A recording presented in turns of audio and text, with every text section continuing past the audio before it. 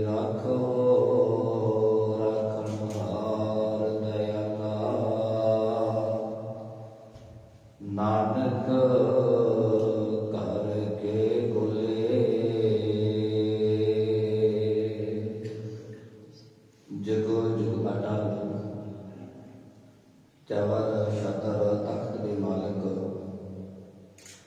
धन सतगुरु श्री गुरु ग्रंथ साहिब सच्चे पातशाह जी की पावन पवित्र मुबारक निकी गोद के अंदर सुभायमान होए बैठे गुरमुख प्यारे सत संगी जनों, सतगुरां जी की अपार बख्शिश रहमत हुई है साडे सारियां दे उपर, जो सतगुरां ने त्रुट करके समय ते सवासां नूं संभलिया करन दे लई सत संगत दीआं महान घड़ियां दी दात साडी झोली दे विच पाई है।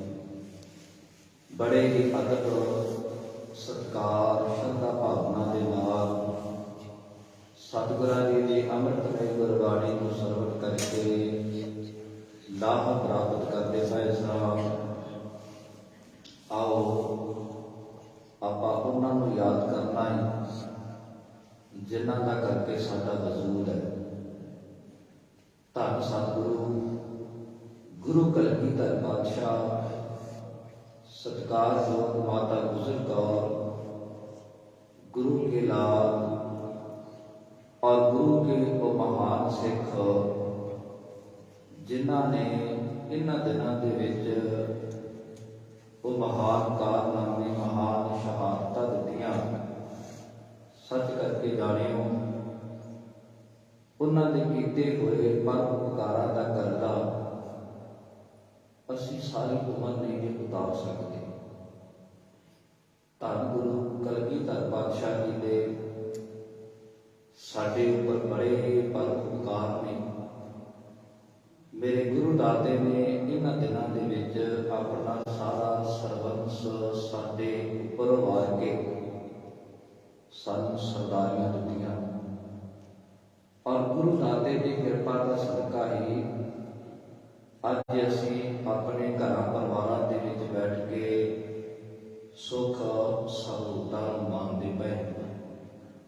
साध संगत आपां लड़ीवार रूप दे विच शफरे शहादत सतगुरां जी दे उन्हां नक्शे कदमां नूं, उन्हां पैड़ां नूं, उन्हां रस्तियां के उपर चलण दा यतन सुरत करके करना है जिन्हां रस्तियां के उपर कदे धन गुरु कलगीधर पातशाह चार जिगर दे टोटे माता गुजर कौर ते होर बेअंत सिंह ਸਿੰਘਣੀਆਂ ਚੱਲੀਆਂ सन।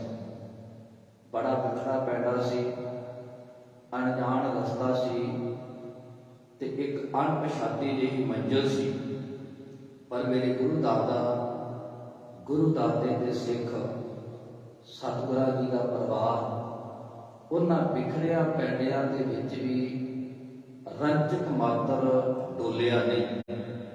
एक अकाल का सहारा लैके शब्द की ओट लैके इन्हां बिखरिया पैंडियां नूं भी मेरे दाते ते दाते दे परिवार ने हस के तय किया।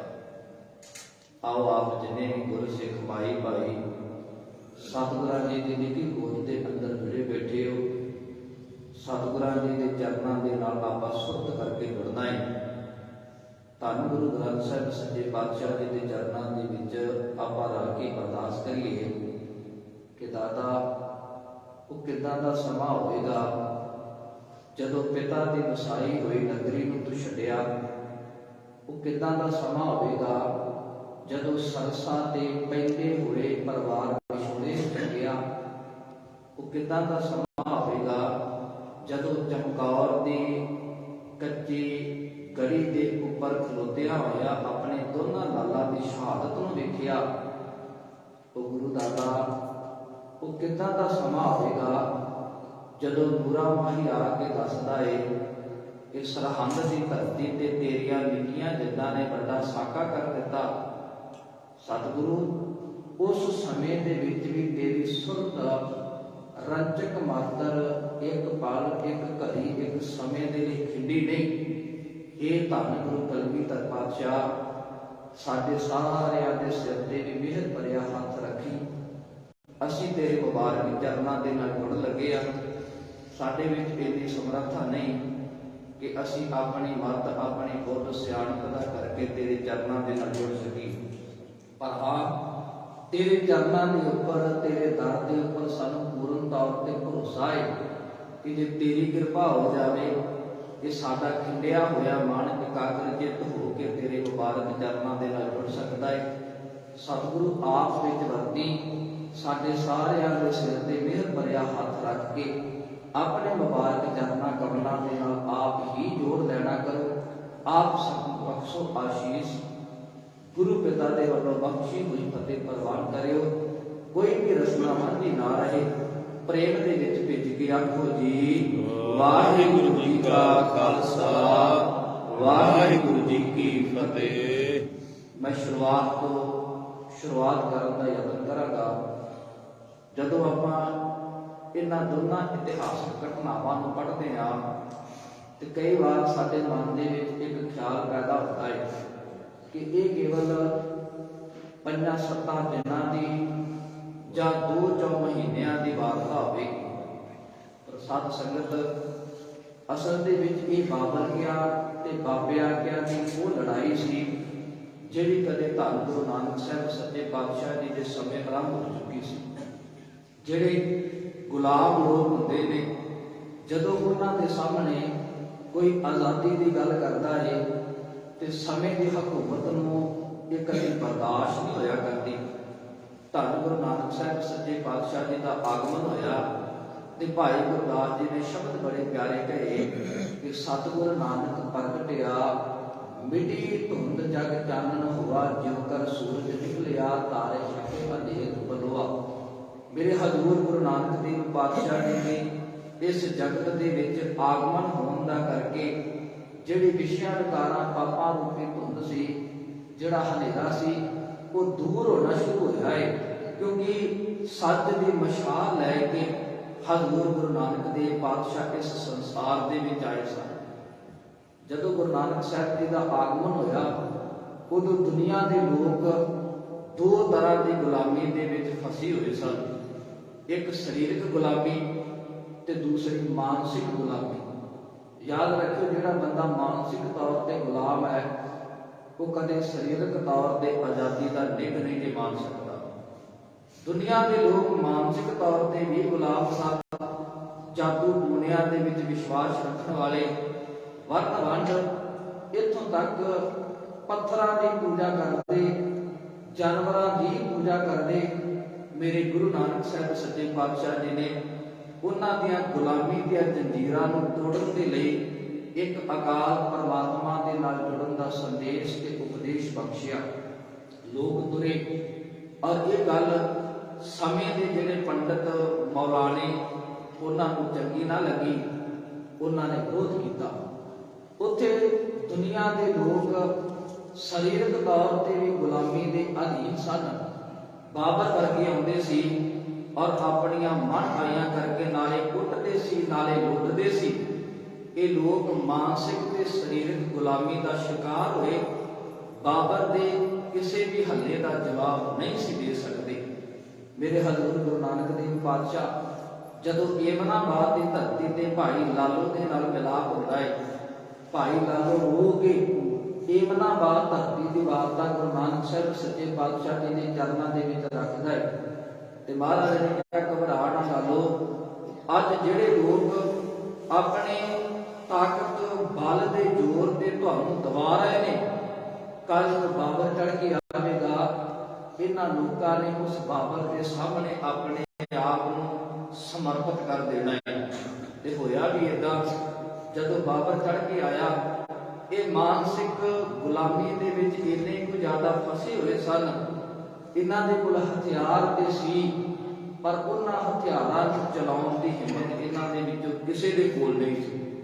ਜਿਹੜੇ ਪਖੰਡ ਦਾ ਹਥਿਆਰ ਚੁੱਕੀ ਫਿਰਦੇ ਸਨ, ਕਹਿਣ ਲੱਗੇ ਤੁਸੀਂ ਘਬਰਾਓ ਨਾ, ਅਸੀਂ ਮੰਤਰ ਮਾਰਾਂਗੇ, ਅਸੀਂ ਪੂਜਾ ਕਰਾਂਗੇ, ਅਸੀਂ ਹਵਾ ਖਵਣ ਕਰਾਂਗੇ, ਜਿਹਦਾ ਕਰਕੇ ਬਾਬਰ ਦੇ ਜਿੰਨੇ ਵੀ ਸੈਨਿਕ ਨੇ ਉਹ ਅੰਨੇ ਹੋ ਜਾਣਗੇ। ਤੇ ਜਦੋਂ ਅੰਨੇ ਹੋ ਜਾਣਗੇ, ਉਹਨਾਂ ਦੇ ਸ਼ਸਤਰਾਂ ਦਾ ਵਾਰ ਤੁਹਾਡੇ ਉੱਪਰ ਹੋਣਾ ਨਹੀਂ, ਤੁਸੀਂ ਉਹਨਾਂ ਦੇ ਨਾਲ ਮਾੜਾਈਆਂ ਕਰ ਸਕਦੇ ਹੋ। ਪਰ ਇਤਿਹਾਸ ਦੇ ਪੰਨੇ ਪੜ੍ਹ ਕੇ ਵੇਖੋ, ਗੁਰੂ ਗ੍ਰੰਥ ਸਾਹਿਬ ਜੀ ਦੀ ਬਾਣੀ ਨੂੰ ਪੜ੍ਹ ਕੇ ਵੇਖੋ, ਬਾਬਰ ਬਾਣੀ, ਤੇ ਮੇਰੇ ਹਜ਼ੂਰ ਨੇ ਕਿਹਾ ਕਹਿੰਦੇ ਇਹਨਾਂ ਨੇ ਸ਼ਾਸਤਰਾਂ ਦੀ ਬਜਾਏ ਦੇਵੀ ਦੇਵਤਿਆਂ, ਜਾਦੂ ਟੂਣਿਆਂ, ਹਵਨਾਂ ਦੇ ਉੱਪਰ ਵਿਸ਼ਵਾਸ ਕੀਤਾ। ਬਾਬਰ ਦੇ ਜਿਹੜੇ ਸੈਨਿਕ ਨੇ ਉਹ ਜੰਮ ਬਣ ਕੇ ਆਏ ਨੇ ਤੇ ਇਹਨਾਂ ਨੂੰ ਉਹ ਕੁੱਟਿਆ ਏ, ਉਹ ਲੁੱਟਿਆ ਏ, ਉਹ ਮਾਰਿਆ ਏ, ਇਹ ਦੁਬਾਰਾ ਉੱਠਣ ਜੋਗੇ ਰਹੇ ਤੱਕ। ਗੁਰੂ ਗ੍ਰੰਥ ਸਾਹਿਬ ਜੀ ਦੀ ਬਾਣੀ ਦੇ ਵਿੱਚ ਇੱਥੋਂ ਤੱਕ ਜ਼ਿਕਰ ਮਿਲਦਾ ਹੈ, ਕਹਿੰਦੇ ਕੋਈ ਮੁਗਲ ਨਾ ਹੁਆ ਅੰਧਾ ਕਿਨੇ ਨਾ ਪਰਜਾ ਪਾਇਆ। ਇਹਨਾਂ ਦੇ ਹਵਨਾਂ ਦਾ, ਇਹਨਾਂ ਦੇ ਮੰਤਰਾਂ ਦਾ, ਇਹਨਾਂ ਦੀ ਪੂਜਾ ਦਾ ਬਾਬਰ ਦੀ ਸੈਨਾ ਦੇ ਉੱਪਰ ਅਸਰ ਕੋਈ ਨਹੀਂ ਹੋਇਆ। ਤੇ ਬਾਬਰ ਦੇ ਸੈਨਿਕਾਂ ਨੇ ਆਪਣੇ ਹਥਿਆਰਾਂ ਦੇ ਨਾਲ ਇਹਨਾਂ ਨੂੰ ਪਾਰ ਤੱਕ ਬੁਲਾ ਦਿੱਤਾ ਹੈ। ਮਾਨਸਿਕ ਗੁਲਾਮੀ ਤੇ ਸਰੀਰਕ ਗੁਲਾਮੀ ਦਾ ਇੰਨਾ ਕੁ ਜ਼ਿਆਦਾ ਅਸਰ ਹੈ। ਇਹ ਬੜੇ ਜਵਾਨ ਨੇ, ਇਹਨਾਂ ਦੀਆਂ ਬਾਹਾਂ ਦੇ ਵਿੱਚ ਬੜਾ ਬਾਲ ਹੈ, ਪਰ ਮਾਨਸਿਕ ਗੁਲਾਮੀ, ਸਰੀਰਕ ਗੁਲਾਮੀ ਕਰਕੇ ਇਹਨਾਂ ਨੇ ਹਥਿਆਰ ਹੁੰਦਿਆਂ ਹੋਇਆਂ ਵੀ ਆਪਣੇ ਹਥਿਆਰਾਂ ਨੂੰ ਬਾਬਰ ਦੀ ਫੌਜ ਦੇ ਅੱਗੇ ਸੁੱਟ ਦਿੱਤਾ ਹੈ। ਸਾਧ ਸੰਗਤ, ਉੱਥੇ ਮੇਰੇ ਗੁਰੂ ਨਾਨਕ ਸਾਹਿਬ ਜੀ ਨੇ ਮਾਨਸਿਕ ਤੇ ਸਰੀਰਕ ਗੁਲਾਮੀ ਦੇ ਸੰਗਲਾਂ ਨੂੰ ਤੋੜਨ ਦੇ ਲਈ ਬਾਬਰ ਨੂੰ ਜਾਬਰ ਤੱਕ ਕਹਿ ਦਿੱਤਾ। ਮੈਂ ਬੇਨਤੀ ਕਰਾਂ, ਅੱਜ ਵੀ ਕਈ ਇਹਨਾਂ ਦੇ ਸਿੱਖ ਵਸਦੇ ਨੇ, ਉਹ ਕਹਿੰਦੇ ਅਸੀਂ ਗੁਰੂ ਗੋਬਿੰਦ ਸਿੰਘ ਦੇ ਸਿੱਖ ਨਹੀਂ, ਅਸੀਂ ਗੁਰੂ ਨਾਨਕ ਦੇ ਸਿੱਖ ਹਾਂ। ਤੇ ਮੈਂ ਬੇਨਤੀ ਕਰਾਂ, ਗੁਰੂ ਨਾਨਕ ਦੇ ਸਿੱਖ ਬਣਨਾ ਕੋਈ ਖਾਲਾ ਜੀ ਦਾ ਵਾੜਾ ਨਹੀਂ। ਦੁਨੀਆ ਦਾ ਕੋਈ ਵੀ ਧਾਰਮਿਕ ਗ੍ਰੰਥ ਤੁਸੀਂ ਪੜ੍ਹ ਕੇ ਵੇਖ ਲਓ, ਸਮੇਂ ਦੇ ਲੋਕਾਂ ਨੂੰ ਜੰਮ ਕਹਿਣਾ ਤੇ ਉਹਦੀ ਫੌਜ ਨੂੰ ਉੱਤੇ ਤੱਕ ਸ਼ਬਦ ਵਰਤਣਾ, ਇਹ ਕੇਵਲ ਤੇ ਕੇਵਲ ਗੁਰੂ ਨਾਨਕ ਸਾਹਿਬ ਜੀ ਦੇ ਹਿੱਸੇ ਆਇਆ ਹੈ। ਇਹ ਗੁਰੂ ਗ੍ਰੰਥ ਸਾਹਿਬ ਜੀ ਦੇ ਵਿੱਚ ਦਰਜ ਹੈ। ਮਹਾਰਾਜ ਕਹਿੰਦੇ ਜੰਮ ਕਰ ਮੁਗਲ ਚੜਾਇਆ। ਬਾਬਰ ਨੂੰ ਜੰਮ ਗਿਆ, ਬਾਬਰ ਨੂੰ ਜਾਗਰ ਗਿਆ, ਤੇ ਇੱਥੇ ਬਾਬੇ ਕੀ ਤੇ ਬਾਬਰ ਕਿਆ ਦੀ ਜਿਹੜੀ ਜੰਗ ਹੈ ਨਾ, ਆਪਸੀ ਖਿੱਚੋਤਾਣ ਹੈ, ਉਹਦੀ ਸ਼ੁਰੂਆਤ ਹੁੰਦੀ ਹੈ। ਬਾਬੇ ਗੁਰੂ ਨਾਨਕ ਸਾਹਿਬ ਸੱਚੇ ਪਾਤਸ਼ਾਹ ਜੀ ਨੂੰ ਜੇਲ੍ਹ ਦੇ ਵਿੱਚ ਕੈਦ ਕਰਦਾ ਹੈ, ਉਹ ਵੀ ਮੇਰੇ ਹਜ਼ੂਰ ਦਾ ਇੱਕ ਕੌਤਕ ਹੈ। ਜਦੋਂ ਬਾਬਰ ਨੂੰ ਸੱਚਾਈ ਦਾ ਪਤਾ ਲੱਗਦਾ, ਗੁਰੂ ਨਾਨਕ ਸਾਹਿਬ ਜੀ ਦੇ ਚਰਨਾਂ ਤੇ ਢਹਿ ਪੈਂਦਾ ਹੈ। ਇੱਧਰ ਬਾਬੇ ਕਿਆ ਦਾ ਵਾਰਸ ਬਣਿਆ ਗੁਰੂ ਅੰਗਦ ਦੇਵ ਪਾਤਸ਼ਾਹ, ਤੇ ਬਾਬਰ ਕਿਆ ਦਾ ਵਾਰਸ ਬਣਿਆ ਹਮਾਯੂ। ਕਨੌਜ ਦੇ ਮੈਦਾਨ ਦੇ ਵਿੱਚ ਸ਼ੇਰ ਸ਼ਾਹ ਸੂਰੀ ਦੇ ਹੱਥੋਂ ਹਾਰ ਕੇ ਆਇਆ ਔਰ ਖਡੂਰ ਸਾਹਿਬ ਜੀ ਦੀ ਧਰਤੀ ਵੱਲ ਇਹਨੇ ਰੁਖ ਕੀਤਾ ਹੈ। ਹਜ਼ੂਰ ਮੱਲ ਅਖਾੜੇ ਦੀ ਧਰਤੀ ਤੇ ਪਹਿਲਵਾਨਾਂ ਦੀਆਂ ਕਸਰਤਾਂ ਕਰਵਾਉਂਦੇ ਪਏ। ਮੇਰਾ ਬਾਦਸ਼ਾਹ ਬੇਪਰਵਾਹ ਹੈ। ਉਹਦੇ ਦਰਬਾਰ ਦੇ ਵਿੱਚ ਕੋਈ ਰਾਜਾ ਆਵੇ, ਕੋਈ ਗਰੀਬ ਆਵੇ, ਕੋਈ ਪਰਜਾ ਆਵੇ, ਮੇਰਾ ਗੁਰੂ ਨਾਨਕ ਦਾ ਘਰ ਸਾਰਿਆਂ ਨੂੰ ਬਰਾਬਰ ਦਾ ਸਤਿਕਾਰ ਦਿੰਦਾ ਹੈ। ਇਹ ਹਮਾਯੂ ਦੇ ਮਨ ਦੇ ਵਿੱਚ ਹੰਕਾਰ ਹੈ ਕਿ ਮੈਂ ਦਿੱਲੀ ਦਾ ਰਾਜਾ, ਇਹ ਫਕੀਰ ਦੀ ਗੱਦੀ ਹੈ। ਇਹ ਹੰਕਾਰ ਨੂੰ ਆਪਣੇ ਸਿਰ ਤੇ ਚੁੱਕ ਕੇ ਖਡੂਰ ਸਾਹਿਬ ਜੀ ਦੀ ਧਰਤੀ ਤੇ ਆਉਂਦਾ ਹੈ, ਪਰ ਗੁਰੂ ਦਾ ਤਾਂ ਪਰਵਾਹ ਕੋਈ ਨਹੀਂ ਕਰਦਾ। ਗੁੱਸੇ ਦੇ ਵਿੱਚ ਆ ਕੇ ਸਤਿਗੁਰਾਂ ਜੀ ਦੇ ਉੱਪਰ ਵਾਰ ਕਰਨ ਦੇ ਲਈ ਇਹ ਆਪਣਾ ਹੱਥ ਤਲਵਾਰ ਦੇ ਮੁੱਠੇ ਤੇ ਪਾਉਂਦਾ ਹੈ। ਤੇ ਮੇਰਾ ਗੁਰੂ ਅੰਗਦ ਦੇਵ ਪਾਤਸ਼ਾਹ ਸਹਿ ਸੁਭਾਏ ਕਹਿੰਦਾ, ਹਮਾਯੂ, ਜਿਹੜੀ ਤਲਵਾਰ ਕਨੌਜ ਦੇ ਮੈਦਾਨ ਦੇ ਵਿੱਚ ਸ਼ੇਰ ਸ਼ਾਹ ਸੂਰੀ ਦੇ ਅੱਗੇ ਖੁੱਡੀ ਪੈ ਗਈ, ਉਹ ਤਲਵਾਰ ਨੂੰ ਉਹਨਾਂ ਫਕੀਰਾਂ ਤੇ ਅਜਮਾਉਣਾ ਚਾਹੁੰਦਾ ਹੈ। ਇਹਦਾ ਹੰਕਾਰ ਟੁੱਟਾ। ਇੱਧਰ ਬਾਬੇ ਕਿਆਂ ਦਾ ਵਾਰਸ ਬਣਿਆ ਗੁਰੂ ਅਰਜਨ ਸਾਹਿਬ, ਬਾਬਰ ਕਿਆਂ ਦਾ ਵਾਰਸ ਬਣਿਆ ਜਹਾਂਗੀਰ। ਮੈਂ ਤਾਂ ਬੇਨਤੀ ਕਰਦਾ ਪਿਆ ਕਿ ਸਾਨੂੰ ਪਤਾ ਲੱਗ ਸਕੇ ਕਿ ਅਸਲ ਦੇ ਵਿੱਚ ਸਾਕਾ ਚਮਕੌਰ ਤੇ ਸਾਕਾ ਸਰਹੰਦ ਵਾਪਰਿਆ।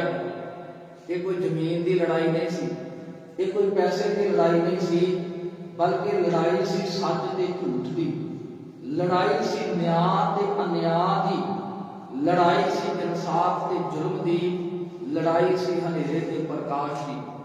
ਬਾਬਰ ਕੇ ਜ਼ੁਲਮ ਕਰਦੇ ਪਏ ਸਨ, ਪਰ ਬਾਬੇ ਕੇ ਢਾਲ ਬਣ ਕੇ ਉਸ ਜ਼ੁਲਮ ਨੂੰ ਰੋਕਣ ਦੇ ਲਈ ਤਿਆਰ ਹੁੰਦੇ ਸਨ। ਧੰਨ ਗੁਰੂ ਅਰਜਨ ਦੇਵ ਸੱਚਾ ਪਾਤਸ਼ਾਹ। ਇੱਧਰ ਜਹਾਂਗੀਰ ਬਾਦਸ਼ਾਹ ਸਤਿਗੁਰਾਂ ਨੂੰ ਗ੍ਰਿਫਤਾਰ ਕਰਕੇ ਲਾਹੌਰ ਦੀ ਧਰਤੀ ਤੇ ਲਿਆਂਦਾ ਗਿਆ। ਧਮਕਾਇਆ ਏ, ਡਰਾਇਆ ਏ, ਡਲਾਉਣ ਦਾ ਯਤਨ ਕੀਤਾ, ਪਰ ਉਹ ਪ੍ਰਤੱਖ ਹਰ ਧੰਨ ਗੁਰੂ ਅਰਜਨ ਦੇਵ ਪਾਤਸ਼ਾਹ ਬੋਲਿਆ ਨਹੀਂ। ਤਸੀਹਿਆਂ ਦਾ ਦੌਰ ਹੈ।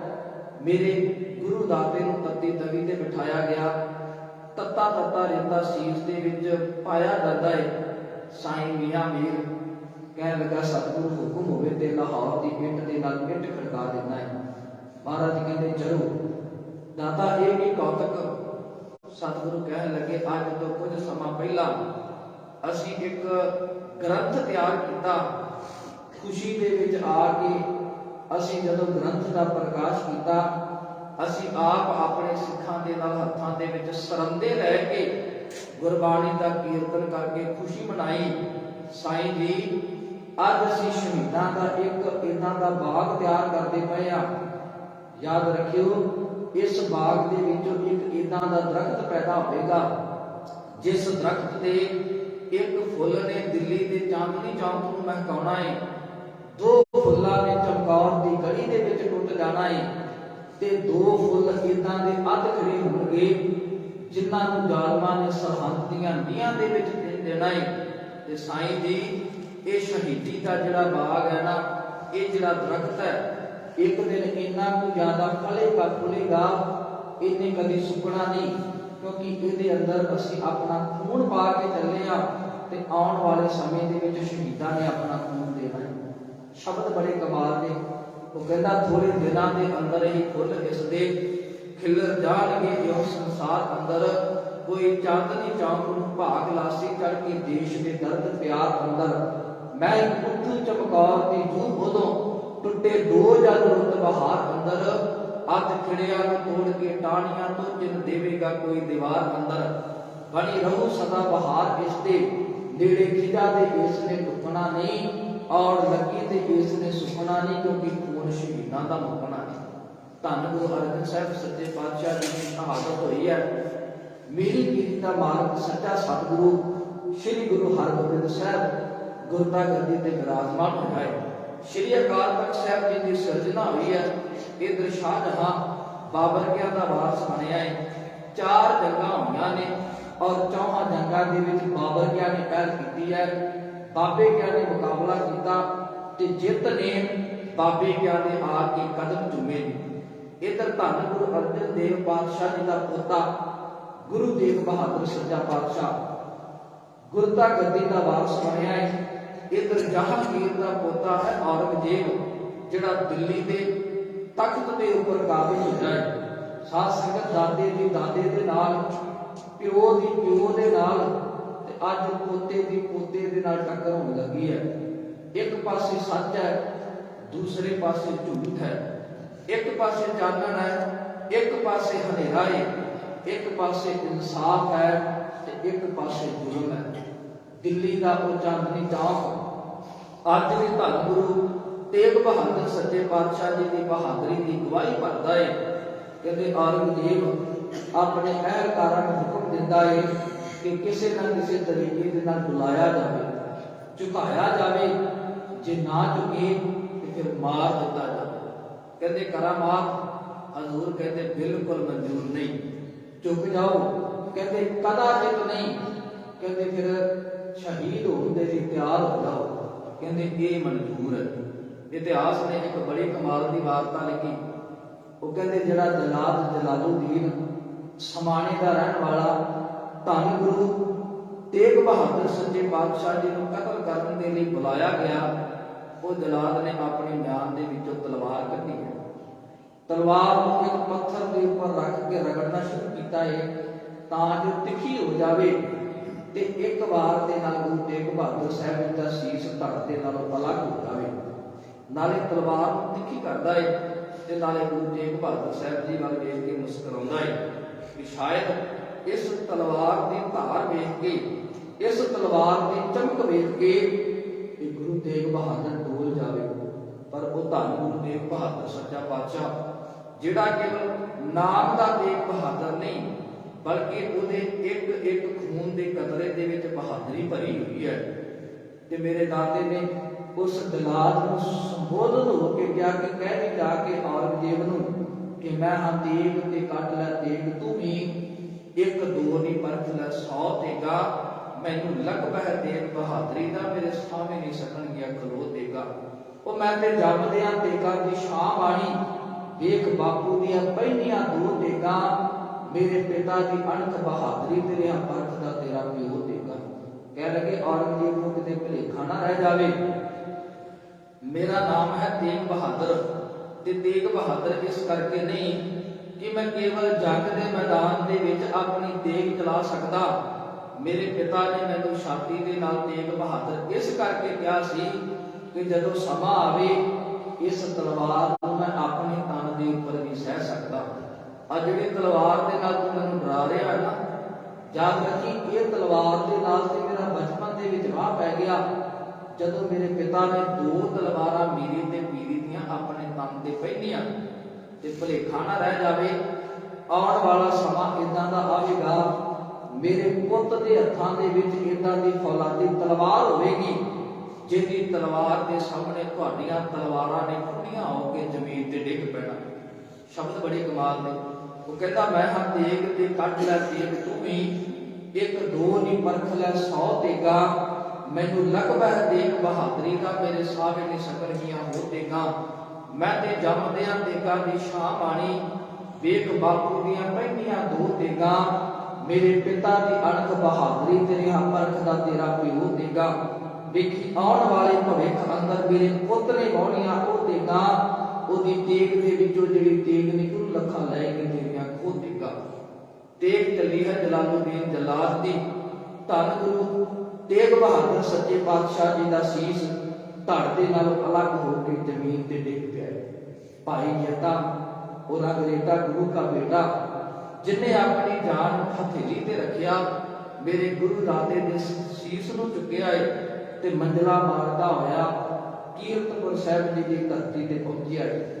ਇੱਥੇ ਇੱਕ ਬੁੱਢੜੀ ਮਾਂ ਨੇ ਆਪਣੇ ਪੁੱਤ ਦਾ ਸੀਸ ਵੇਖਿਆ, ਇੱਥੇ ਇੱਕ ਪਤਨੀ ਨੇ ਆਪਣੀ ਪਤੀ ਦਾ ਸੀਸ ਆਪਣੀ ਝੋਲੀ ਦੇ ਵਿੱਚ ਪਵਾਇਆ ਤੇ ਹੰਝੂ ਨਹੀਂ ਗੇਰਿਆ। ਕਹਿਣ ਲੱਗੀ ਸਾਈਆਂ ਤੇਰੀ ਨਿਭ ਗਈ ਹੈ, ਮੇਰੀ ਵੀ ਨਿਭ ਜਾਵੇ। ਇੱਥੇ 9 ਸਾਲ ਦਾ ਪੁੱਤ ਹੈ ਗੁਰੂ ਗੋਬਿੰਦ ਸਿੰਘ ਸਾਹਿਬ ਸੱਚਾ ਪਾਤਸ਼ਾਹ, ਜਿਹੜਾ ਆਪਣੇ ਪਿਤਾ ਦੇ ਸੀਸ ਨੂੰ ਵੇਖ ਕੇ ਘਬਰਾਉਂਦਾ ਨਹੀਂ, ਬਲਕਿ ਦੋਵੇਂ ਹੱਥ ਜੋੜ ਕੇ ਨਮਸਕਾਰ ਸਜਦਾ ਕਰਦਾ ਹੈ। ਖੈਰ ਧੰਨ ਗੁਰੂ ਕਲਗੀਧਰ ਪਾਤਸ਼ਾਹ ਗੁਰਦਾ ਗੱਦੀ ਤੇ ਵਿਰਾਜਮਾਨ ਹੁੰਦਾ ਹੈ। ਅਨੰਦਪੁਰ ਸਾਹਿਬ ਜੀ ਦੀ ਧਰਤੀ ਤੇ ਇਨਕਲਾਬ ਦੀ ਲਹਿਰ ਚੱਲੀ ਹੈ। ਇਤਿਹਾਸ ਦੇ ਪੰਨੇ ਪੜ੍ਹ ਕੇ ਵੇਖੋ, ਮੇਰੇ ਗੁਰੂ ਦਾਦੇ ਨੇ ਅਨੰਦਪੁਰ ਸਾਹਿਬ ਜੀ ਦੀ ਧਰਤੀ ਤੇ ਰੌਣਕਾਂ ਬਦਲ ਦਿੱਤੀਆਂ। ਇੱਥੇ ਅੰਮ੍ਰਿਤ ਵੇਲੇ ਆਸਾ ਜੀ ਦੀ ਵਾਰ ਦਾ ਕੀਰਤਨ ਹੁੰਦਾ ਹੈ। ਕੀਰਤਨ ਤੋਂ ਬਾਅਦ ਗੁਰੂ ਦਾਤਾ ਹੁਕਮਨਾਮੇ ਲਿਖਦਾ ਹੈ। ਹੁਕਮਨਾਮੇ ਪਹਿਲਾਂ ਵੀ ਲਿਖੇ ਗਏ, ਪਰ ਉਹਨਾਂ ਹੁਕਮਨਾਮਿਆਂ ਦੀ ਇਬਾਰਤ ਕੁਝ ਵੱਖਰੀ ਹੋਇਆ ਕਰਦੀ ਸੀ। ਅੱਜ ਗੁਰੂ ਦਾਤੇ ਨੇ ਹੁਕਮਨਾਮੇ ਲਿਖੇ ਔਰ ਉਹਨਾਂ ਹੁਕਮਨਾਮਿਆਂ ਦੇ ਵਿੱਚ ਇਹ ਮੰਗ ਨਹੀਂ ਕੀਤੀ ਕਿ ਗੁਰੂ ਘਰ ਦੇ ਵਿੱਚ ਕੀਮਤੀ ਪੁਸ਼ਾਕੇ ਲੈ ਕੇ ਆਓ। ਇਹ ਮੰਗ ਨਹੀਂ ਕੀਤੀ ਕਿ ਗੁਰੂ ਘਰ ਦੇ ਵਿੱਚ ਕੀਮਤੀ ਰਾਸ਼ਨ ਲੈ ਕੇ ਆਓ, ਬਲਕਿ ਇਹ ਮੰਗ ਕੀਤੀ ਹੈ ਚੰਗੀ ਨਸਲ ਦੇ ਘੋੜੇ, ਚੰਗੀ ਨਸਲ ਦੇ ਸ਼ਾਸਤਰ, ਸੋਹਣੇ ਸੋਹਣੇ ਹਾਥੀ ਤੇ ਸੋਹਣੀਆਂ ਸੋਹਣੀਆਂ ਜਵਾਨੀਆਂ ਸ਼੍ਰੀ ਅਨੰਦਪੁਰ ਸਾਹਿਬ ਜੀ ਦੀ ਧਰਤੀ ਤੇ ਆਉਣ। ਹੁਕਮਨਾਮੇ ਗਏ ਚੌਹਾਂ ਦਿਸ਼ਾਵਾਂ ਦੇ ਵਿੱਚ। ਗੁਰੂ ਕੇ ਸਿੱਖਾਂ ਨੂੰ ਚਾਰ ਚੜ੍ਹ ਆਇਆ ਏ, ਇਹਨਾਂ ਨੇ ਆਪਣੇ ਘਰਾਂ ਨੂੰ ਛੱਡਿਆ ਏ ਤੇ ਅਨੰਦਪੁਰ ਸਾਹਿਬ ਜੀ ਦੀ ਧਰਤੀ ਨੂੰ ਚਾਲੇ ਪਾ ਦਿੱਤੇ। ਕੋਈ ਪੰਜ ਕਲਾ ਸ਼ਾਸਤਰ ਲਿਆਉਂਦਾ ਏ। ਰਾਜਾ ਰਤਨ ਰਾਏ ਧੰਨ ਗੁਰੂ ਕਲਗੀਧਰ ਪਾਤਸ਼ਾਹ ਜੀ ਦੇ ਚਰਨਾਂ ਦੇ ਵਿੱਚ ਪ੍ਰਸ਼ਾਦੀ ਹਾਥੀ ਭੇਟਾ ਕਰਦਾ ਏ। ਚੰਗੀ ਨਸਲ ਦੇ ਘੋੜੇ ਆਉਂਦੇ ਨੇ ਤੇ ਬੜੇ ਤਕੜੇ ਤਕੜੇ ਗੁਰੂ ਕੇ ਸਿੱਖ ਨੌਜਵਾਨ ਆਪਣੀਆਂ ਜਵਾਨੀਆਂ ਨੂੰ ਗੁਰੂ ਕਲਗੀਧਰ ਪਾਤਸ਼ਾਹ ਜੀ ਦੇ ਚਰਨਾਂ ਦੇ ਵਿੱਚ ਅਰਪਣ ਕਰਨ ਦੇ ਲਈ ਆਉਂਦੇ ਨੇ। ਅੰਮ੍ਰਿਤ ਵੇਲੇ ਆਸਾ ਜੀ ਦੀ ਵਾਰ ਦਾ ਕੀਰਤਨ ਹੁੰਦਾ ਹੈ। ਇੱਕ ਗੁਰੂ ਕਾ ਸਿੱਖ ਬੜੇ ਪਿਆਰ ਦੇ ਨਾਲ ਇੱਕ ਨਗਾਰਾ ਤਿਆਰ ਕਰਕੇ ਗੁਰੂ ਕਲਗੀਧਰ ਪਾਤਸ਼ਾਹ ਜੀ ਦੇ ਚਰਨਾਂ ਦੇ ਵਿੱਚ ਆਉਂਦਾ ਹੈ। ਮੇਰਾ ਗੁਰੂ ਦਾਤਾ ਖੁਸ਼ੀ ਦੇ ਵਿੱਚ ਆਇਆ, ਉਹਨੇ ਨਗਾਰੇ ਦੇ ਉੱਪਰ ਚੋਟ ਲਾਈ ਹੈ। ਅੱਜ ਅਨੰਦਪੁਰ ਸਾਹਿਬ ਜੀ ਦੀਆਂ ਪਹਾੜੀਆਂ ਗੂੰਜੀਆਂ, ਉਸ ਨਗਾਰੇ ਦਾ ਨਾਮ ਹੀ ਰਣਜੀਤ ਨਗਾਰਾ ਰੱਖਿਆ ਗਿਆ। ਅੰਮ੍ਰਿਤ ਵੇਲੇ ਆਸਾ ਜੀ ਦੀ ਵਾਰ ਦਾ ਕੀਰਤਨ, ਤਬਲੇ ਤੇ ਚੋਟ ਲੱਗਦੀ ਹੈ। ਗੁਰੂ ਕੇ ਸਿੱਖ ਚੌਂਕੜੇ ਮਾਰ ਕੇ ਅੱਖਾਂ ਬੰਦ ਕਰਕੇ ਸਤਿਗੁਰਾਂ ਜੀ ਦੇ ਚਰਨਾਂ ਦੇ ਵਿੱਚ ਆ ਜਾਂਦੇ। ਦੁਪਹਿਰ ਦਾ ਸਮਾਂ ਹੁੰਦਾ ਹੈ। रंजीत नगारे ते टोट लगती है, वो गुरु के सिख तैयार होके हत्थां दे विच शास्त्र लैके जंग के मैदान के विच अभ्यास करने के लिए आ जाते हैं। ये पहाड़ी राजे जिहड़े सतगुरां जी दे इन्हां कौतुकां नूं वेखदे ने, इन्हां दे मन दे विच एक डर छुपिया होया है कि किते ये ना होवे गुरु गोबिंद सिंह जिद्दां फौज रखदा है, जिद्दां शास्त्रां दी सिखलाई दिंदा है, घोड़ियां दी सवारी करता है, किते इहदा इरादा साडीआं रियासतां दे उपर कब्जा करन दा ते नहीं। इन्हां ने मीटिंगां कीतियां, इन्हां ने सलाह कीतियां और वो जिहड़ियां सलाह मीटिंगां सन वो एक दिन लड़ाइयां दे विच तब्दील हो गईयां ने। कनौज की जंग हुई, ददौन की जंग हुई है, भंगाणी का युद्ध होया है, आनंदपुर साहिब जी दी निक्कियां निक्कियां लड़ाइयां होईयां ने। इन्हां सारियां दे विच फतेह धन गुरु कलगीधर पातशाह जी के चरनां नूं आके चुमी है। मेरे दाते ने आनंदपुर साहिब जी की धरती ते एक इनकलाब लिया है। अज 30 मार्च का दिन है ते 1699 की विसाखी है। मेरे गुरु दाते ने विसाखी तो कुछ समा पहला सिखा नूं हुक्मनामे लिखे कि आनंदपुर साहिब जी की धरती ते पहुंचो। वहीरा घत के गुरु के सिख आनंदपुर साहिब जी की धरती ते आए। अज दीवान सजिया है, सजे हुए दीवान दे विच आसा जी दी वार दा कीर्तन होया है। सतगुरु चेहरे ते एक वखरी जही लाली है, एक गंभीर जिहा सुभाव। मेरा गुरु दाता हल्का जिहा मुस्कुराउंदा स्टेज ते उठिया है। म्यान दे विचों तलवार कढी है ते गरजवी आवाज दे विच एक गल कही है, कोई है सिख का बेटा जो शीश करे बेटा। ये गल अज वखरा इनकलाब है। कदी शास्त्रां की मांग हुई, कदी कीमती पोशाकियां की मांग हुई, कदी घोड़ियां की मांग हुई, इत्थों तक ते जायज है। पर अज मेरे गुरु दाते ने सिरां की मांग की, उत्थे कई डोले, कईयां दे हिरदे कंबे, जिहड़े अजे कच्चे सन। कहण लगे मां जी अज गुरु गोबिंद सिंह नूं ना रोकिया गया ते उन्हें आनंदपुर साहिब जी की धरती ते लाशां दा ढेर ला दिता। किन्ना चंगा होवे अजीत सिंह नूं गुरता गद्दी दा वारस बना दे। पर अगों माता गुजर कौर सिद्ध की मूर्त कह लगी मेरे पति ने किया सही किया, जो मेरा पुत करता पिया वो भी सही होगा। मेरे गुरु दाते ने अमृत का बाटा तैयार किया ते जिहड़े लोग कहते सन कि हमारा काम है बोलो तकड़ी, नंगी करद कभी नहीं पकड़ी, चिड़ी उड़े तो डर जाए, मुगलन से कैसे लड़ पाए। कहते दादा असी इन्हां दा सामना किवें कर सकते हैं। मेरे गुरु दाते ने उन्हां दे अंदर इदां दा शक्ति, इदां दी पावर, इदां दी स्पिरिट, इदां दी दृढ़ता, इदां दा हौसला भर दिता। ये वो ही सन जिन्हां ने चमकौर की कच्ची हवेली दे विच सवा लाख का मुकाबला किया।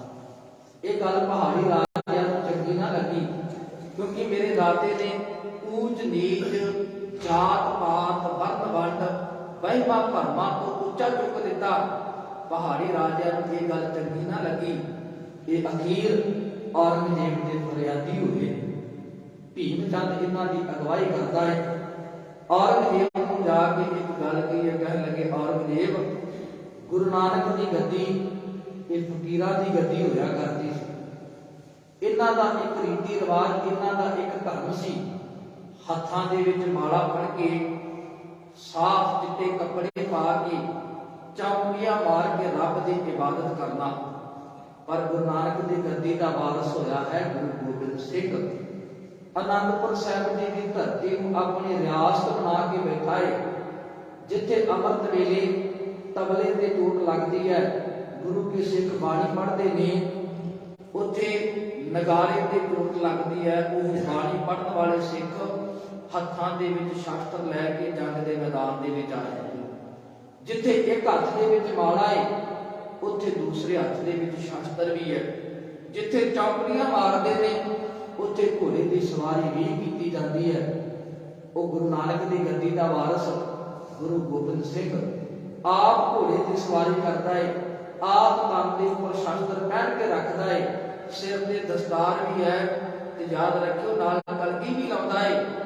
वो तख्त के ऊपर बैठ के अपने फैसले अपने हुक्म भी सुनाता है। असीं उहनूं रोकण का यतन किया पर साडे रुकिया नहीं। याद रखियो जे उहदियां बाकी कारवाइयां नूं ना रोकिया गया तो वो दिन दूर नहीं जदों दिल्ली के तख्त के ऊपर भी गुरु गोबिंद सिंह का कब्जा हो जाएगा। औरंगजेब को बड़ा उकसाया। औरंगजेब राजे कन्ना दे कच्ची होया करते ने। उन्हें उस वेले लाहौर तो जबरदस्त खान बुलाया है, सरहद तो वजीर खान बुलाया है।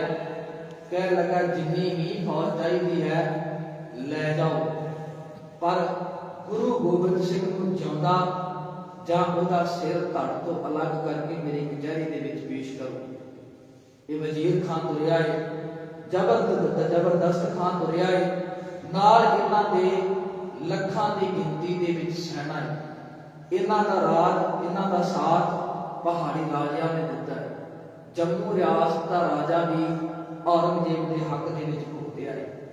इधर आनंदपुर साहिब की भी धरती है जिथे गुरु के सिख बड़े आनंद के नाल रह गए। इस लाहो लश्कर ने आनंदपुर साहिब जी की धरती में घेरा पा लिया है जिथों शुरुआत हुई। इतिहास कहता है 8 महीने लंबा घेरा पिया है, 3 को महीने का राशन किले के अंदर कैद है।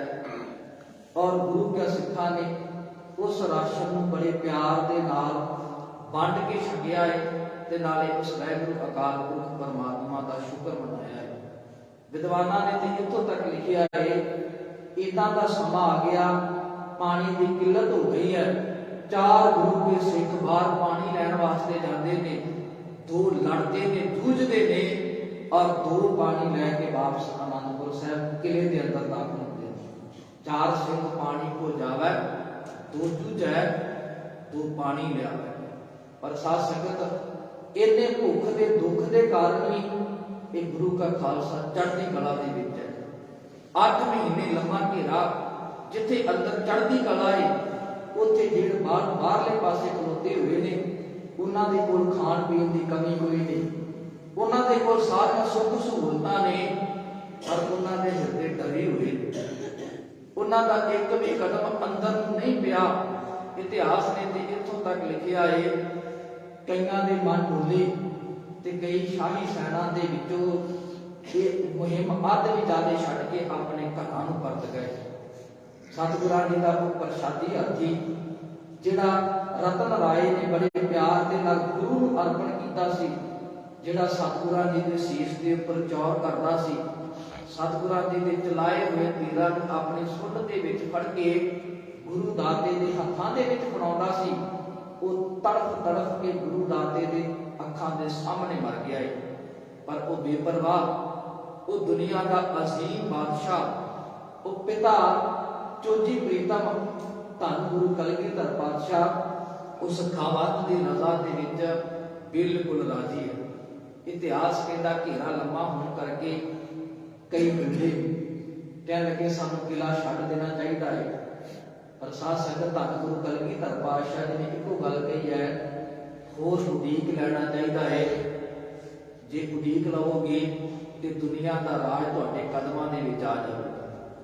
इधर वजीर खान, जबरदस्त खान, नाहर खान, गनी खान वर्गिया ने मीटिंगां कीतियां ने, कह लगे घेरा लम्मा हो गया है, इन्नी फौज लैके भी आए आ, जे कुछ ना हासिल होया तो औरंगजेब नूं जाके मूँह की विखावांगे, जे गिरफ्तारी नहीं तो घट तो घट आनंदपुर साहिब जी की धरती को खाली करवा दईए, ये उपर अपना कब्जा कर लीए, औरंगजेब को मूँह दिखाने जोगे तो हो जावांगे।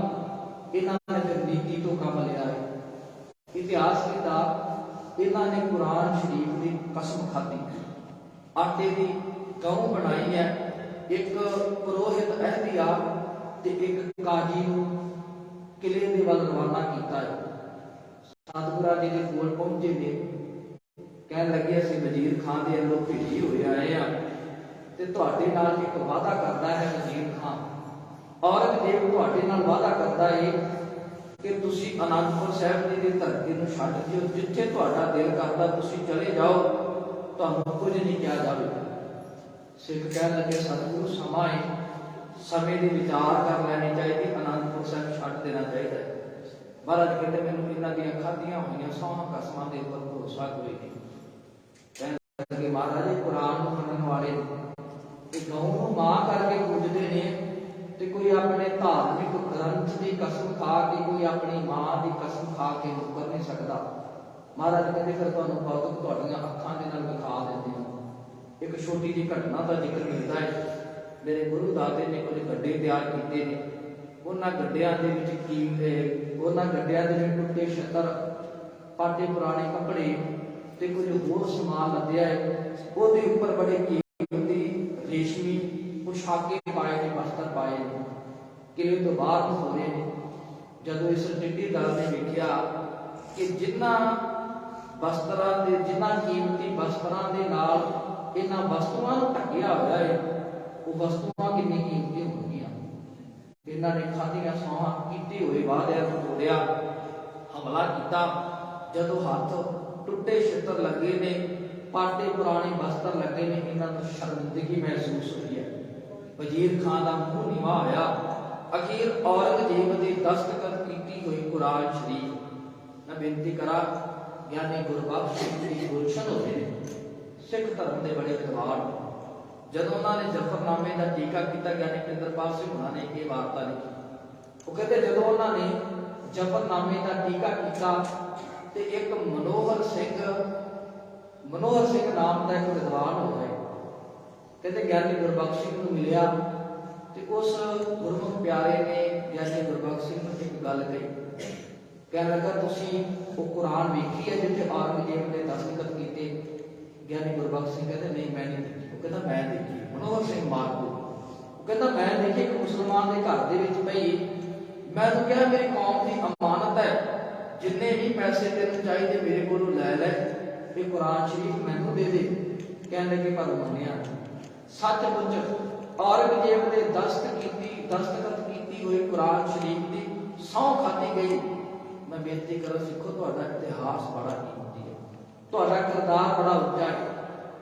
ਜਦੋਂ ਅਸੀਂ ਅਨੰਦਪੁਰ ਸਾਹਿਬ ਜੀ ਦੀ ਧਰਤੀ ਤੇ ਛੱਡਣ ਦੇ ਕਾਰਨਾਂ ਨੂੰ ਵੇਖਦੇ ਹਾਂ, ਉੱਥੇ ਭੁੱਖ ਦਾ ਦੁੱਖ ਨਹੀਂ, ਉੱਥੇ ਗੁਰੂ ਕਿਆ ਲਾਲਾ ਦਾ ਮੋਹ ਪਿਆਰ ਨਹੀਂ, ਉੱਥੇ ਮਾਤਾ ਗੁਜਰ ਕੌਰ ਦੀ ਮਮਤਾ ਨਹੀਂ, ਉੱਥੇ ਆਪਣੇ ਸਿੱਖਾਂ ਦਾ ਪਿਆਰ ਨਹੀਂ, ਬਲਕਿ ਧੰਨ ਗੁਰੂ ਕਲਗੀਧਰ ਪਾਤਸ਼ਾਹ ਜੀ ਨੇ ਉਹਨਾਂ ਦੇ ਧਾਰਮਿਕ ਗ੍ਰੰਥਾਂ ਦਾ, ਉਹਨਾਂ ਦੀਆਂ ਧਾਰਮਿਕ ਰਹੁ ਰੀਤਾਂ ਦਾ ਅਦਬ ਤੇ ਸਤਿਕਾਰ ਕਰਦਿਆਂ ਹੋਇਆਂ ਅਨੰਦਪੁਰ ਸਾਹਿਬ ਜੀ ਦਾ ਕਿਲਾ ਛੱਡਣਾ ਪ੍ਰਵਾਨ ਕੀਤਾ ਸੀ।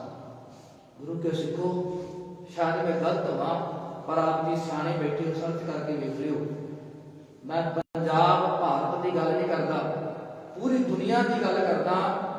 ਦੁਨੀਆ ਦੇ ਵਿੱਚ ਕੋਈ ਵੀ ਇਦਾਂ ਦਾ ਪੁਲਿਸ ਸਟੇਸ਼ਨ, ਥਾਣਾ ਨਹੀਂ ਹੋਵੇਗਾ ਜਿੱਥੇ ਕਿਸੇ ਸਿੱਖ ਦੇ ਖਿਲਾਫ ਇਹ FIR ਦਰਜ ਹੋਵੇ ਕਿ ਉਹਨੇ ਕਿਸੇ ਦੇ ਧਾਰਮਿਕ ਗ੍ਰੰਥ ਦੀ ਬੇਅਦਬੀ ਕੀਤੀ ਹੋਵੇ।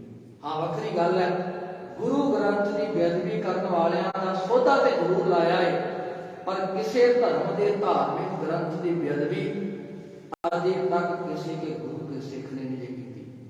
ਪਿਆਰਾ ਸਿੰਘ ਭਨਿਆਰੇ ਵਾਲਾ ਹੋਇਆ। ਮੈਂ ਸੰਖੇਪ ਦੇ ਵਿੱਚ ਬੇਨਤੀ ਕਰਾਂ, ਜਦੋਂ ਉਹਨੇ ਇੱਕ ਧਾਰਮਿਕ ਗ੍ਰੰਥ ਲਿਖਿਆ, ਗੁਰੂ ਗ੍ਰੰਥ ਸਾਹਿਬ ਜੀ ਦੇ 1430 ਅੰਗ ਨੇ, ਉਹਨੇ ਇੱਕ ਗ੍ਰੰਥ ਲਿਖਿਆ ਜਿਹਦੇ 2860 ਪੰਨੇ ਸੀ, ਜਿਹਦੇ ਵਿੱਚ ਉਹਨੇ ਆਪਣੀਆਂ ਤਸਵੀਰਾਂ ਲਾਈਆਂ, ਕਵਿਤਾਵਾਂ ਲਿਖੀਆਂ, ਤਸਵੀਰਾਂ ਵੀ ਕਿਤੇ ਘੋੜੇ ਤੇ ਬੈਠਾ, ਕਿਤੇ ਕੁਝ।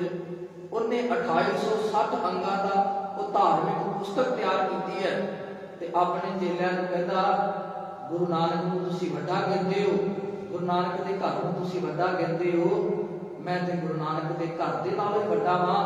ਉਹਨਾਂ ਦੇ 1430 ਅੰਗਾਂ ਦਾ ਗ੍ਰੰਥ ਹੈ। ਆ ਵੇਖੋ ਮੇਰੀ ਵਿਦਵਤਾ, ਮੈਂ 2860 ਅੰਗਾਂ ਦਾ ਗ੍ਰੰਥ ਲੈ ਕੇ ਛੱਡਿਆ। ਜਦੋਂ ਗੁਰੂ ਕੇ ਸਿੱਖਾਂ ਨੂੰ ਪਤਾ ਲੱਗਾ, ਉਹਨੂੰ ਉਹਦੀ ਕੀਤੀ ਦੀ ਸਜ਼ਾ ਦਿੱਤੀ ਹੈ। ਉਹਦਾ ਜਿਹੜਾ ਗ੍ਰੰਥ ਹੈ ਗੁਰੂ ਕੇ ਸਿੱਖਾਂ ਦੇ ਹੱਥ ਲੱਗਾ ਹੈ। ਬੇਅਦਬੀ ਨਹੀਂ ਕੀਤੀ, ਬਲਕਿ ਸਰਕਾਰ ਸਾਹਿਬ ਵਾਪਸ ਉਹਨੂੰ ਦੇ ਦਿੱਤਾ ਹੈ, ਉਹਦੇ ਡੇਰੇ ਦੇ ਵਿੱਚ ਦੇ ਦਿੱਤਾ। ਗੁਰੂ ਗ੍ਰੰਥ ਸਾਹਿਬ ਜੀ ਦੀ ਬੇਅਦਬੀ ਕਰਨ ਵਾਲੇ, ਗੁਟਕੇ ਸਾਹਿਬ, ਗੁਰੂ ਗ੍ਰੰਥ ਦੇ ਪੰਨੇ ਖਿਲਾਰਨ ਵਾਲੇ, ਉਹ ਸ਼ਰਾਰਤੀ ਅਨਸਰ ਦੁਨੀਆ ਦੇ ਵਿੱਚ ਬੜੇ ਨੇ। ਗੁਰੂ ਕੇ ਸਿੱਖਾਂ ਨੇ ਉਹਨਾਂ ਨੂੰ ਸੋਧਾ ਵੀ ਲਾਇਆ ਹੈ, ਪਰ ਅਜੇ ਤੱਕ ਕਿਸੇ ਵੀ ਗੁਰੂ ਕੇ ਸਿੱਖ ਨੇ ਕਿਸੇ ਦੇ ਧਾਰਮਿਕ ਗ੍ਰੰਥ ਦੀ ਬੇਅਦਬੀ ਨਹੀਂ ਕੀਤੀ। क्योंकि गुरु का सानू हुक्म है, 52 गुरनामे पढ़ते ना गुरु के, उन्होंने 52 के विच हुक्म किया है कि भरोसा गुरु ग्रंथ साहिब जी ते, हर एक धर्म के धार्मिक ग्रंथ का सत्कार गुरु के सिख ने करना है। केवल क्या नहीं मिला, आप करके विखाया। अज छड्डन लगे ने आनंदपुर साहिब जी की को हसदी वसदी नगरी, छड्डदे जी क्यों? आखिरकार प्यो की जमीन सी।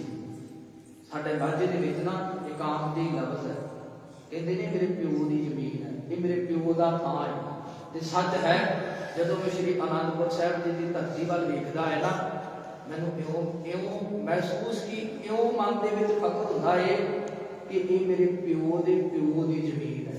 देखो तुहानूं माण होना चाहिए है, जिथे मेरे गुरु ने ग्रंथ का प्रकाश किया, वो जमीन भी मुल लई श्री अमृतसर साहिब की धरती, जिथे मेरे गुरु साहब ने पंथ का प्रकाश किया, वो श्री आनंदपुर साहिब जी की धरती, माखोवाल की धरती, वो भी मेरे गुरु ने मुल लई। कल दुनिया के लोग ये दावा ना कर सकन कि ये जमीन साडे कब्जे की है। अज वो मुबारक धरती, वो हसदी वसदी श्री आनंदपुर साहिब की मुबारक वो पावन धरत, जिथे गुरु कलगीधर पातशाह जी ने बचपन के खेड खेडे, जिस धरती तो अपने पिता कुर्बानी देने दे तोरिया, जिथे अपने गुरु के सिखां दे नाल अनेका कौतक कीते, अज उस धरती को छड्डण दा मन धन सतगुरु गुरु कलगीधर पातशाह जी ने मनाया है। हुक्म किया कि आनंदपुर साहिब जी की धरती को छड्ड दिता जाए। गुरबख्श उदासी को कोल बुलाया है।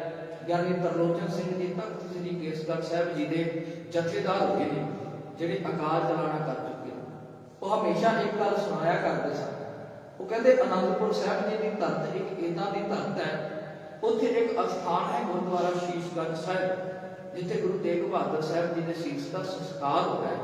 ज्ञानी तरलोचन सिंह वो कहते जिन्ना समा गुरु कलगीधर पातशाह श्री आनंदपुर साहिब जी की धरती पर रहे ने, एक भी दिन इदां का नहीं गुजरिया जिस दिन गुरु कलगीधर पातशाह शीशगंज दे विच दर्शन दीदारे करने के लिए ना आए, क्योंकि वो पिता के शीश की संस्कार वाली थां सी।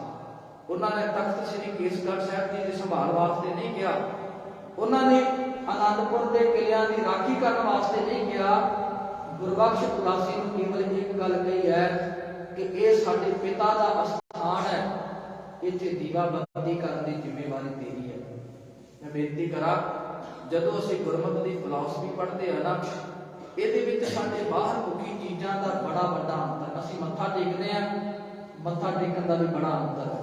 कोई दंडौत मत प्रवान करता, यदा बड़ा अंतर। असीं परिक्रमा करते हैं, परिक्रमा का भी बड़ा बड़ा महात्म है। तो साथ साथ दीवा बत्ती की गल होती है ना, ये दीवा बत्ती एवं नहीं, ये जगदियां ये जिउंदियां कौमां की गैरत की निशानी होया करता है। रावण का नाम तुसीं सुनिया है, बड़ा बड़ा परिवार है, और गुरु ग्रंथ साहिब जी की बाणी कहती 1 लाख पूत 1.25 लाख नाती ते रावण कर दिया ना बाती। गल दीवे ते बत्ती की हुई है। ये जिउंदियां कौमां की निशानी होया करती है कि जिस स्थान ते दीवा बत्ती जगदा है, वो स्थान सदा वास्ते अमर है, ते दुनिया के लोग उस दीवे बत्ती तो लो लैके अपनी मंजिल के वल आते हैं। महाराज ने क्या गुरबख्श उदासी ने हुक्म किया कि गुरुद्वारा शीशगंज इसकी सेवा संभाल तुसीं करनी है। महाराज तुरे ने अज उस नगरी को छड्ड के। भाई चौपा सिंह जी लिखते हैं, वो कहते बाबा अजीत सिंह का काफला सब तो मगर है, तो बाबा अजीत सिंह ने 3 बार मुड़ के श्री आनंदपुर साहिब जी की धरती को देखा है, मत्था टेकिया है। भाई चौपा सिंह एक विद्वान का होर नाम होता, मैं चेता भुल गया, कहते उन्होंने बाबा अजीत सिंह को गुरु के साहिबजादे ने पूछा है कि अजीत सिंह गुरु गोबिंद सिंह साहब सच्चा पातशाह जिहदा इस धरती के नाल बड़ा मोह है, जदों आनंदपुर साहिब को छड्ड के तुरिया, उन्हें परत के आनंदपुर साहिब के वल वेखिया तक तू वार वार इस धरती को क्यों वेखदा है? अगू बाबा अजीत सिंह ने कहा कि ये वो धरती है जिस धरती ते कदी मेरा जन्म होया, ये वो धरती है जिथे गुरु पिता ने खालसा पंथ प्रगट किया। ਇਹ ਉਹ ਧਰਤੀ ਹੈ ਜਿੱਥੇ मैं बचपन ਦੀਆਂ ਖੇਡਾਂ ਦੇ ਨਾਲ ਸ਼ਸਤਰ ਵਿਦਿਆ ਘੋੜਸਵਾਰੀ ਆਪਣੀ ਮਾਂ ਦਾ ਪਿਆਰ ਆਪਣੇ ਪਿਓ ਦਾ ਪਿਆਰ ਆਪਣੀ ਦਾਦੀ ਦਾ ਪਿਆਰ ਬਾਣਿਆ। ਵੇਖਦਾ ਤਾਂ ਮਾਂ ਅੱਜ ਧਰਤ ਨੂੰ ਛੱਡ ਕੇ ਚੱਲਿਆ, ਪਤਾ ਨਹੀਂ ਦੁਬਾਰਾ ਇਸ ਧਰਤ ਦੇ ਨਾਲ ਮਿਲਾਪ ਹੋਣਾ ਕਿ ਨਹੀਂ ਹੋਣਾ। ਆਖਰੀ ਵਾਰ ਇਸ ਧਰਤ ਦੇ ਬੜੇ ਨੀਝ ਦੇ ਨਾਲ ਦਰਸ਼ਨ ਕਰਨਾ ਚਾਹੁੰਦਾ। ਉਹ ਤੁਰਿਆ ਗੁਰੂ ਕਾ ਲਾਲ। ਆ ਸੰਗਤ मैं बेनती करा कितना बड़ा जिगरा सी गुरु गोबिंद सिंह महाराज जी का। पता है कि दोबारा इस धरती ते आउणा ने, असीं विदेश की धरती ते जाने आ ना, जदों घर ते दहलीजा लगदे आ ना, सच करके जाना साडा जिहड़ा कालज है फटन दे लिए आ जाता है। सानूं भरोसा है कि असीं अज 2-4 सालों में वापस इत्थे आ जाना है, पर फिर भी साडीआं अखां दे विचों हंझू रुकण दा नाम नहीं जे लैंदे। ਉਹ ਕਿੱਦਾਂ ਦਾ ਹੋਵੇਗਾ ਗੁਰੂ ਕਲਗੀਧਰ ਪਾਤਸ਼ਾਹ, ਕਿੱਡਾ ਵੱਡਾ ਜਿਗਰਾ ਹੋਵੇਗਾ। ਆਪਣੇ ਪਿਓ ਦੀ ਮਰੋ ਸਾਈ ਧਰਤ ਨੂੰ ਅੱਜ ਮੇਰੇ ਗੁਰੂ ਦਾਦੇ ਨੇ ਇੱਕ ਪਲ ਦੇ ਵਿੱਚ ਛੱਡ ਦਿੱਤਾ ਹੈ। ਤੁਰੇ ਨੇ ਕੀਰਤਪੁਰ ਸਾਹਿਬ ਜੀ ਦੀ ਧਰਤੀ ਆਈ ਹੈ। ਇੱਥੇ ਬਾਬਾ ਸੂਰਜ ਮੱਲ ਦੇ ਪੁੱਤ ਮਿਲੇ ਨੇ। ਕਹਿਣ ਲੱਗੇ ਦਾਤਾ ਤੁਸੀਂ ਚੱਲੇ ਹੋ, ਸਾਡੇ ਵਾਸਤੇ ਕੀ ਹੁਕਮ ਹੈ। ਤੇ ਮਹਾਰਾਜ ਨੇ ਸਰਮੌਰ ਦੇ ਰਾਜੇ ਨੂੰ ਇੱਕ ਚਿੱਠੀ ਲਿਖੀ ਹੈ कि ये साडे वड्डे वडेरियां दी औलाद है, इन्हां दी सेवा संभाल खुशी करनी है, तुहाडे कोल आ रहे हैं। अल्लाह यार खां जोगी दे शब्द बड़े कमाल दे। कहते मेरे दादी ने तुरन तो पहला एक तरतीब बनाई है। सब तो पहला अगे भाई दया सिंह ते भाई धर्म सिंह जी, उस तो बाद सतगुरां जी दे महल ने, नाल माता गुजर कौर है, नाल दो छोटे साहिबजादे ते बाबा जुझार सिंह दा जिक्र मिलता है। विचकार हजूर गुरु कलगीधर पातशाह ते अखीर दे विच भाई उदय सिंह ते बाबा अजीत सिंह जी की ड्यूटी लगाई। इस करके कि हमला अगे नहीं बल्कि हमला पिछले पासे होना है। बाबा अजीत सिंह को कहने लगे लाल जी आनंदपुर साहिब जी की धरती ते तुहानूं बड़े चाह बड़े प्यार दे नाल पालिया है। इस करके नहीं कि तुसीं घोड़ियां ते सवारी करो, इस करके नहीं कि तुसी महलों के विच छेजां दा आनंद माणो, बल्कि इस करके कि जदों भी सिखां दे उपर कोई मुसीबत बने, जदों भी कौम के उपर कोई मुसीबत बने, तुसी म्यान दे विचों तलवार कट के जूझण दे लई तैयार हो जाओ, मर जाओ या फिर मार देना। अज समा आया है, चाहता सी गुरु कलगीधर पातशाह कि मेरा पुत मेरियां अखां दे सामने दुश्मन का टाकरा करता होया शहीदी का बाटा पी जाए। ता करके मेरे गुरु दादे ने एक तरतीब बनाई है। अल्लाह यार का जो भी लिखदा वो कहता तारों की छांव किले से सतगुर रवा हुए, कस के कमर सवार थे सारे जमा हुए। कुछ आगे लिए निशान शेरे जिया हुए, कुछ पीछे डर गया सतगुर, कुछ पीछे जा निसार सतगुर दरमिया हुए। चारों तिसर हजूर के हमराह सवार थे, जोरावर फतेह अजीत और जुझार से एक काफिला श्री आनंदपुर साहिब जी की धरती तो तुरया है। मैं संक्षेप दे विच बेनती करा संभालण वाला है। आज संगत ये काफिला अपनी मस्त चाले तुरता जा रहा है। उधर वजीर खान की फौज जिहड़ी 8 महीनों तो घेरा पाई बैठी है, जिन्हां दे सबर दे बन भर चुके ने, उन्होंने खादियां हुई कसमां कीते हुए वादियां नूं भुला दिता है ते सतगुरां जी दे काफले के उपर हमला करने के लिए तैयार हो गए ने। बाबा अजीत सिंह भाई उदय सिंह इन्हां ने उस टिड्डी दल की सैना रोकण के लिए अपनी म्यान के विचों तलवारां कढ़ियां ने, ढालां तैयार कीतियां ने तां जो चढ़ के आए टिड्डी दल का मूँह मोड़िया जा सके। साध संगत इतिहास कहता है बाबा अजीत सिंह के भाई उदय सिंह बड़ी बहादुरी के नाल लड़े ने। इत्थे भाई उदय सिंह जी शहादत का जाम पी जाते हैं। उधर अमृत वेले का समा, आकाश के विचों बूंदाबांदी भी हो रही है। सरसा नदी अगे मूँह वड्ड के नागण बन के खलोती हुई है, मगर एक टिड्डी दल फड़ लो मार लो या अली के नारे लांदा होया आ रहा है। इतिहास कहता है ज्ञानी सोहन सिंह सीतल ने 2 गुलैना बड़िया कमाल दी लिखिया। वो कहते आवाज आई है कि गुरु के सिखो अपने शास्त्रां नूं सुट देना करो। अगों बाबा अजीत सिंह ने बड़ी कड़कीवी आवाज़ दे विच उन्हां दी गल दा जवाब दिता है। कहण लगा, याद रखियो तुसी बन गए हो धर्म, तुसी नमक हराम बन गए। तुसी अपने धर्म दे धार्मिक ग्रंथां दे उपर अकीदा ना रखण वाले बने। तुसी अपनियां धार्मिक रौह रीतां नूं भुल चुके हो। तुसी अपने धर्म नूं त्याग के साडे उपर हमला करन दे लई तैयार हो गए हो ते नाले कहते हो कि अपने हथियार सुट देना करो। तुसी अपने धर्म नूं भुल सकदे हो पर असी अपने धर्म नूं भुल नहीं सकदे। तुहाडा धर्म है कसमां नूं तोड़ना, तुहाडा धर्म है वादियां नूं तोड़ना, तुहाडा धर्म है जुल्म करना, पर साडा धर्म है जुल्म दे अगे डट जाना। असी टाकरा करन दे लई तैयार बैठे हां। जे तुहाडे विच हिम्मत है ते जंग दे मैदान दे विच आओ। तुहाडे हर एक वार दा जवाब असी तलवार दी नोक ते देवांगे। साध संगत जी, उदां दी वारता सी। एक पासे सतगुरां जी दा काफला अगे जा रहा है, मगरों टिड्डी दल ने हमला किया है। गुरु के लाल ते भाई बुढ़े सिंह ने पहले हले नूं बड़ी बहादुरी दे नाल रोकिया है। भाई बुढ़े सिंह जी की शहादत हुई है। बाबा अजीत सिंह उस काफले दे नाल जूझ रहा है। अमृत वेले आसा जी की वार का कीर्तन, उस तो बाद हुक्म सरसा नदी नूं पार करन दा, परिवार विछोड़ा, मेरे गुरु दाते का तिन्ना हिस्सियां दे विच परिवार खिंड जाना। वार्ता आपां कल के दिनां दे विच सरवण करांगे।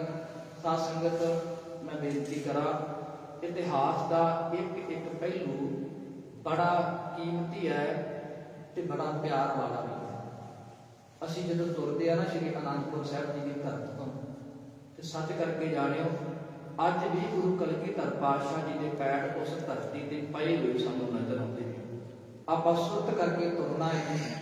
ये 25 दसंबर तक आपां गुरु कलगीधर पातशाह जी दी कुर्बानियां गुरु किरपा दे नाल सरवण करना है।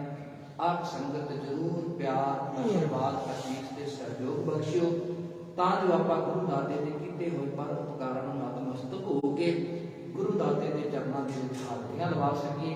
इन्नियां कुछ बेनतियां आप समुची सिख संगत ने प्रवान करनियां। समुचे तौर पर आप समूह संगत का धन्यवाद। बाबा गुरवीर सिंह जी जिन्हों ने हुक्म ला के आप सिख संगत के दर्शन करवाए। सतगुरु श्री गुरु ग्रंथ साहिब जी का धन्यवाद। बेअंत प्रकार दी भुलां मेरी झोली दे विच पा दिओ। इतिहास सिद्धांत गुरु नानक साहिब जी दा समझ करके अपने हिरदे दे विच वसा लिओ। इन्नियां को बेनतियां प्रवान करनियां। बेअंत प्रकार दी भुलां चुकां दी मुआफी असीस दिंदे होए फतेह बजाओ। वाहिगुरू जी का खालसा, वाहिगुरू जी की फतेह।